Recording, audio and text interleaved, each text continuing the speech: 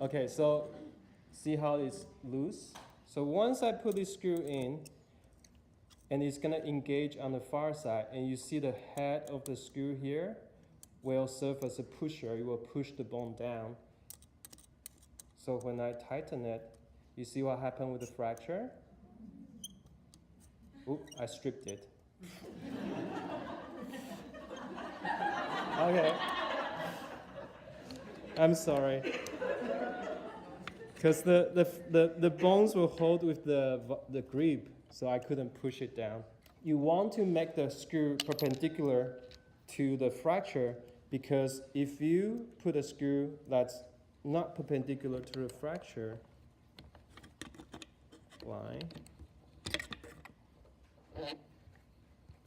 which I drilled a hole there, you can probably see there, is that, again, this screw slides right in. I didn't actually have to go in there.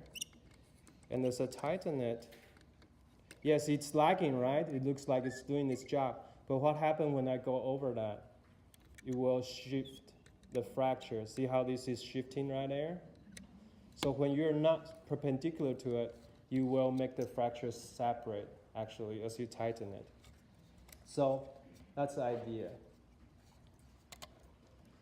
So this screw is what we call coat.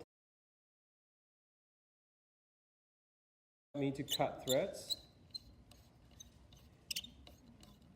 See, I have to actually turn it to get it in, so it's engaged in that side, right?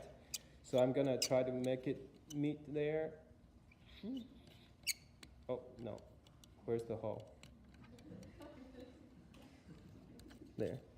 So, see, if I have the gap here, and then I locked it,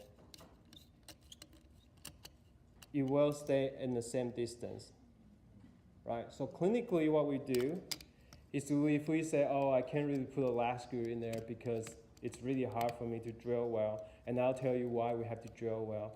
But what we do is we actually push the fracture together with our hands and then drive the screw in there, or push the fracture together with an instrument.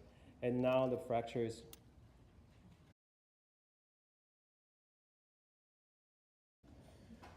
so the reason why I have to loosen this one is then it won't move, right? Because it's right against the bone.